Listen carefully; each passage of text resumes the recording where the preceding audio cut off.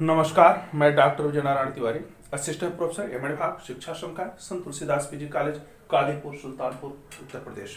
प्रिय विद्यार्थियों, शिक्षा में मनोविज्ञान की क्या भूमिका होती है, इसके विषय में आपने इसके पहले के वीडियो में देखा, उसके अर्थ को देखा, उसके अध्ययन विधियों को देखा, वंशानुक्रम वातावरण का क्या प्रभाव होता है विकास पर, उसको हमने देखा। अब हम ये देखेंगे कि जो बुद्धि होती है, जिसके आधार पर प्रत्येक प्राणी अपनी एक पहचान रखता है, जो किसी भी कार्य को करने में अपनी क्षमता का प्रयोग करता है, आखिर वो बुद्धि है क्या? क्या उस बुद्धि को कोई एक योग्यता मानी जाए, बुद्धि को कोई क्षमता मानी जाए, या बुद्धि को कोई उपलब्धि मानी जाए, या बुद्धि को कोई ऐसा तत्व माना जाए? बुद्धि है क्या? तो कहा जाता है कि जो बुद्धि होती है, यह बुद्धि एक अमूर्त चिंतन के रूप में, एक सीखने की विधि के रूप में, एक समायोजन करने की योग्यता के रूप में प्रत्येक प्राणी में यह पाई जाती है। यह जो है विभिन्न जो योग्यताएं हैं, उन योग्यताओं का एक समुच्चय होती है, उनका एक पुंज होती है, उनका एक सेट होती है, जिसके आधार पर व्यक्ति किसी भी परिस्थिति में कुछ सीख सकता है, कुछ निर्णय ले सकता है, कार्यों को अपने तरीके से कर सकता है, नवीन चिंतन कर सकता है, सृजनात्मक कार्य को कर सकता है। उसी बुद्धि के बल पर व्यक्ति अपनी और अपने परिवार की, समाज की, राष्ट्र की रक्षा कर सकता है, उसकी उन्नति में अपना पूरा योगदान दे सकता है। बुद्धि, इंटेलिजेंस चूंकि प्राणी में पाई जाती है, जिसके आधार पर वह सबसे उच्च माना जाता है।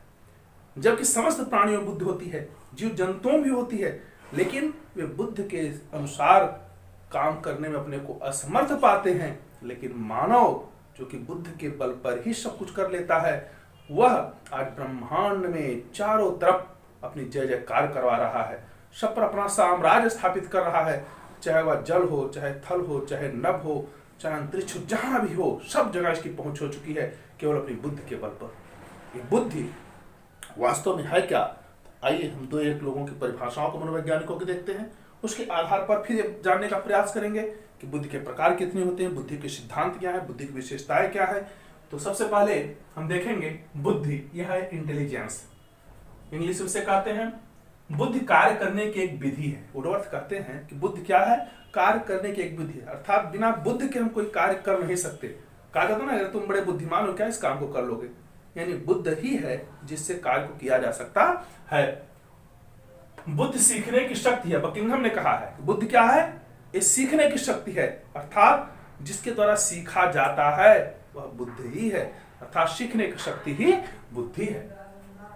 यदि व्यक्ति ने अपने वातावरण से सामंजस्य करना सीख लिया है, यानी कोई व्यक्ति अपने वातावरण से सामंजस्य माने एडजस्ट करना सीख लिया है या सीख रहा है, तो समझो उसमें बुद्धि है। इसको काल्विन ने कहा है, यानी वातावरण से सामंजस्य स्थापित करना, अनुकूलन स्थापित करना, एडजस्टिंग करना, यही बुद्धि है, चाहे वह सीख लिया हो या कर रहा हो। बुद्धि के प्रकार अब हम देखेंगे कि बुद्धि है क्या। बुद्धि की विशेषताओं में अगर हम देखें तो बुद्धि पहली बार पहचानने की शक्ति होती है, बुद्धि में किसी चीज को अधिगमित सीखने की शक्ति होती है, बुद्धि में समायोजन की शक्ति होती है, बुद्धि में सृजनात्मक शक्ति होती है, बुद्धि के आधार पर ही व्यक्ति चिंतन करता है, बुद्धि के आधार पर ही वो निर्णय लेता है, बुद्धि के आधार पर ही वह अपनी पहचान बनाता है, बुद्धि के आधार पर भी तमाम प्रकार के व्यवसायिक कार्य करता है, बुद्धि के बल पर ही वह इंजीनियर, डॉक्टर बन सकता है, उस बुद्धि के बल पर ही वह सामान्य लोगों से अपने को कुछ अलग कर सकता है। बुद्धि जो होती है, यह एक तरह से देखा जाए तो अमूर्त रूप में भी होती है, मूर्त रूप में भी होती है और सोशल रूप में भी होती है। जैसा कि बुद्धि के प्रकार में आप देखेंगे कि बुद्धि का जो प्रकार होता है वो गैरेट के अनुसार इन्होंने 3 प्रकार की बुद्धि बताया है: मूर्त बुद्धि, अमूर्त बुद्धि और सामाजिक बुद्धि, अर्थात कॉन्क्रीट इंटेलिजेंस, एब्स्ट्रैक्ट इंटेलिजेंस और सोशल इंटेलिजेंस। वहीं पर थॉर्नडाइक ने बुद्धि को भी 3 प्रकार से बताया है: अमूर्त बुद्धि, एब्स्ट्रैक्ट इंटेलिजेंस, सामाजिक बुद्धि, सोशल इंटेलिजेंस, यांत्रिक बुद्धि माने मोटर इंटेलिजेंस। अब इनका अर्थ क्या होता है हम जानने का प्रयास करेंगे कि मूर्त बुद्धि किसे कहते हैं। मूर्त बुद्धि का प्राय होता है जो एब्स्ट्रैक्ट के विपरीत हो, अर्थात अमूर्त बुद्धि के विपरीत जो हो। मूर्त माने जो दिखाई पड़ती हो, अमूर्त जो दिखाई ना पड़ती हो। मूर्त जैसे मूर्ति है, हम देखते हैं कौन है, किसकी है, तो जो मूर्त होती है जिसके अंदर इस प्रकार की बुद्धि होती है, ऐसे लोग वो बनते क्या हैं?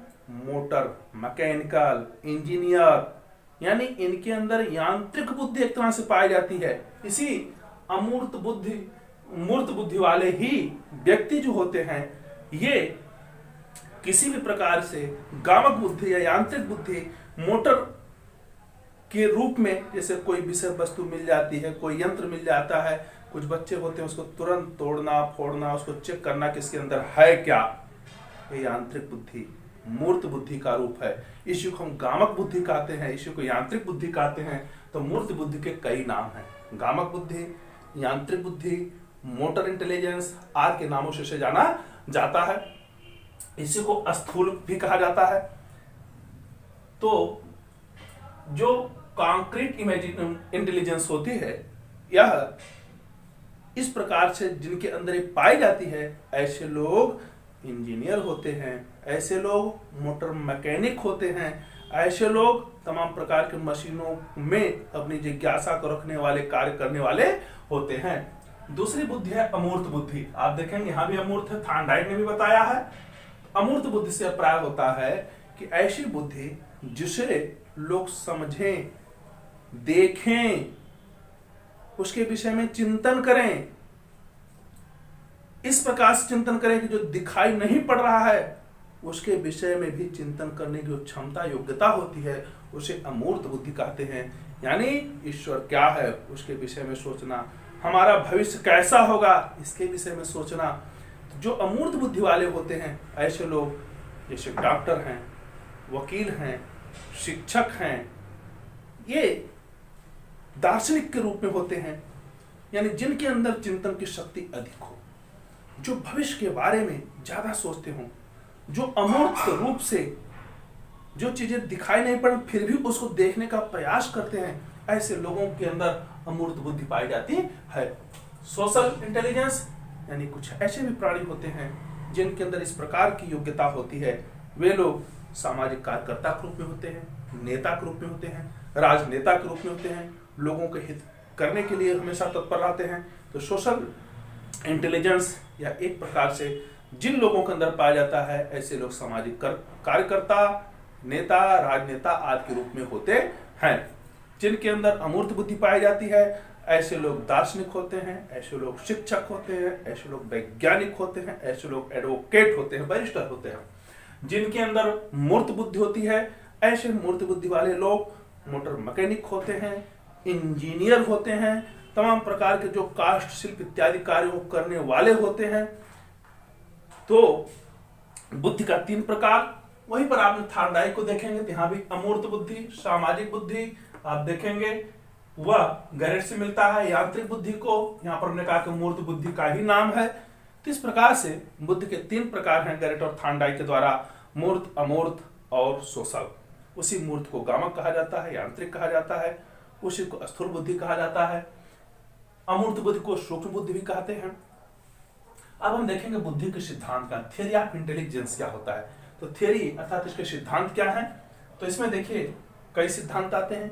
तो सबसे पहले इसमें जो सिद्धांत आया प्राचीन मनोवैज्ञानिकों के द्वारा, उन्होंने बुद्धि को एक अविभाज्य इकाई के रूप में माना, यूनिक फैक्टर के रूप में माना, अनडिविजुअल माने जिसको विभाजित ना किया जाए, इस प्रकार से इन्होंने माना।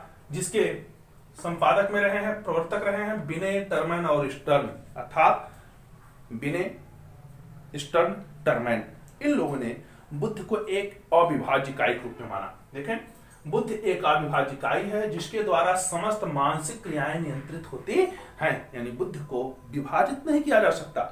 यह एक प्रकार की ऐसी योग्यता है, ऐसी मानसिक क्रिया है, मेंटल एबिलिटी है, जो समस्त प्रकार के कार्यों को करने में हमेशा तत्पर रहती है, निहित रहती है। जैसे इसका देखिए चित्र छोटा सा बना हुआ है, एक तरह से बुद्धि का चित्र है। इसके अंदर देखिए तमाम प्रकार की जो योग्यताएं हैं मानसिक, वे सब भरी हुई हैं, इसलिए इसको विखंडित या तोड़ा नहीं जा सकता है। दूसरा जो है द्विकारक सिद्धांत, 2 फैक्टर थ्योरी, स्पीयरमैन ने 1904 में इसको दिया था। इसका जो सिद्धांत है, यानी बुद्धि कम से कम दो भागों में विभाजित है। पहली बुद्धि जो होती है वह जनरल फैक्टर या जी कारक के द्वारा बनती, और दूसरे उसमें जो होता फैक्टर स्पेसिफिक फैक्टर अर्थात यश कारक।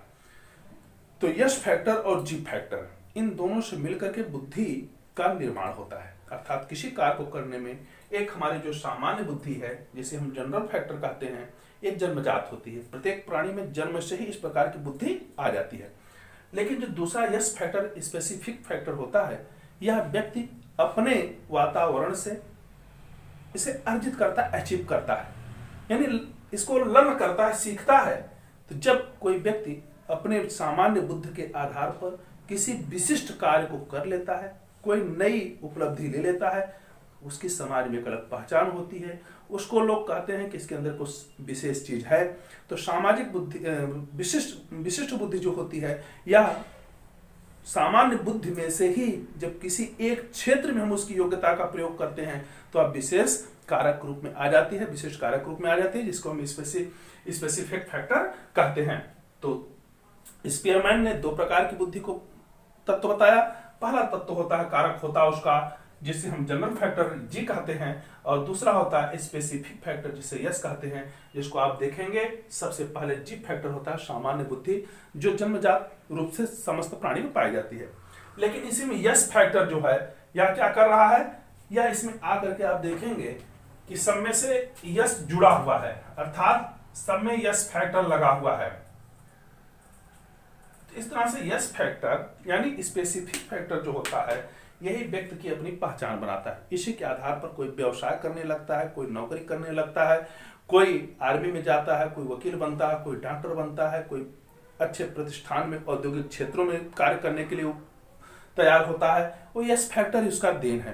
तो अगर आप देखेंगे जो दो कारक का सिद्धांत है, जो टू फैक्टर थ्योरी इंटेलिजेंस है, वास्तव में स्पीयरमैन ने ही एक ऐसा बेस दिया है जिसके आधार पर अनेकों सिद्धांतों को खड़ा किया गया, अनेकों सिद्धांतों को बनाया गया। लेकिन मूल रूप से अगर देखा जाए तो उसमें ही दो ही फैक्टर दिखाई पड़ते हैं, जनरल फैक्टर जो है और दूसरा स्पेसिफिक फैक्टर जो अर्जित करके लिया जाता है। इस तरह से बुद्धि दो कारक का, दो तत्वों का, दो अवयवों का मिश्रित रूप होती है, योग्यताओं का रूप होती है। तीसरा जो सिद्धांत है वह बहुकारक सिद्धांत, मल्टी फैक्टर थियरी, इसको थॉर्नडाइक ने दिया है, इसको 1926 में उन्होंने दिया था। इनका कहना कि बुद्धि अनेक मानसिक योग्यताओं का समुच्चय है, अर्थात बुद्धि केवल ना तो अविभाज्य इकाई है, ना तो बुद्धि में जनरल फैक्टर और स्पेशल फैक्टर पाए जाते हैं, बल्कि बुद्धि जो होती है वह एक तरह से देखा जाए तो उसमें बहुत अधिक मानसिक योग्यताओं की जो पुंज होता है, उसके आधार पर हम किसी कार्य को करने में केवल एक प्रकार के फैक्टर का यूज नहीं करते, बल्कि उसमें कई प्रकार के जो पीएम में हैं, अर्थात प्राइमरी मेंटल एबिलिटी हैं, उनका उपयोग किया जाता है। जैसे किसी के अंदर आप देखेंगे न्यूमेरिकल क्षमता बहुत अधिक होती है, अंक गणना करने की क्षमता आती है, किसी के अंदर रीजनिंग की क्षमता अधिक होती है, तार्किक क्षमता अधिक हो जाती है, किसी के अंदर स्पेशल फैक्टर तेज कार्य करता है, अर्थात वो किसी भी स्थान पर रह करके उसमें समायोजन कर सकते हैं, किसी के अंदर जो है वर्बल फैक्टर एबिलिटी होती है, अर्थात किसी चीज को शब्द प्रवाह बोल सकते हैं, कर सकते हैं, और किसी में परसेप्चुअल फैक्टर होता है, अर्थात प्रत्यक्षीकरण करने की शक्ति होती है। इस तरह से बुद्धि जो है अनेकों प्रकार की मानसिक योग्यताओं का एक पुंज होती है, एक सेट होती है, एक समुच्चय होती है। इसलिए ऐसा नहीं कहा जा सकता कि बुद्धि केवल दो प्रकार की होती है, एक सामान्य और एक विशिष्ट, बल्कि बुद्धि जो है बहुत से तत्वों से मिलकर के तब वह किसी कार्य को संपादित करती है। किसी भी एक कार्य को करने में अनेक प्राथमिक मानसिक योग्यताओं का समुच्चय लगता है, तब वह कार्य कर पाता है। तो आज हम 3 सिद्धांतों को आपको बताए हैं, अगले वीडियो में और सिद्धांतों को बताएंगे। तो अगर ये वीडियो आपको पसंद आया हो तो आप इसे लाइक करें, इस पर कमेंट करें, इसे अधिक से अधिक शेयर करें, और चैनल से पहली बार जुड़ रहे हैं तो इसे आप सब्सक्राइब करें।